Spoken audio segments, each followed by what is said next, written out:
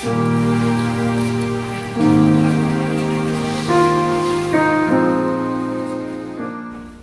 there, Bloomers and friends. I'm glad to see you. This is a big weekend for Bloom in the sense that it is our spring congregation meeting. One of the things that this congregation established early on was that we would have at least 3 times during the year when we come together as a whole in order to consider how we're doing in ministry and what it is we want to do into the future. So we have, as you know, in February our annual meeting which deals with reports from the previous year and does some brainstorming about what to do in the coming year, in the year to come. And then we have a spring meeting and a fall meeting where we talk about how things are going in the interim. Of course, in between, the business of the congregation is maintained and managed by the open leadership team, as well as your officers who meet monthly as well. So, coming up, we got the spring congregation meeting this Sunday. It'll be right after church, and we hope that as many people as possible can be there, remembering that it is in our tradition, everyone present has voice, and those who are currently members, active members, are the people that have the vote. But we don't stifle anyone's contributions because we always want to hear from everyone. Couple things that will be coming up, and I'm looking forward to. Our moderator, John DiNapoli, will be presenting information about the program that we have developed called Us Plus, where we encourage and nurture people in our congregation who are involved in other kinds of activities in the Valley, and we can see that those activities are basically extensions of their own personal ministries.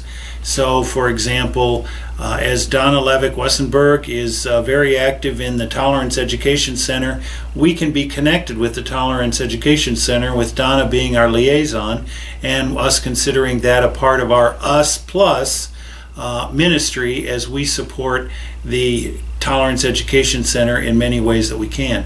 We know that there are people involved in music groups from our congregation, and being Us Plus, that's a way in which we're able to support those music groups, and we know that our people in helping those music groups are basically doing ministry, doing personal ministry in the ways in which they bring values and commitment and quality to the work that they do in those groups. That's a part of Us Plus, and we'll hear more about that on Sunday. It's a very exciting ministry, and it is something that is on the leading edge of ministry for churches our size, across the country.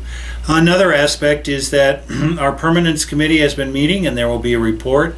Our Vision Shepherd, Mary Lou Suter, will be presenting a report, and there will be the opportunity of that committee to give to the congregation a survey about permanence, and in alignment with the 10-year goal that we had to have be in a flexible, permanent location in a situation where we don't feel like any minute, the rug could be pulled out from under us in a situation where we have a short-term lease or something that is less stable than a permanent place.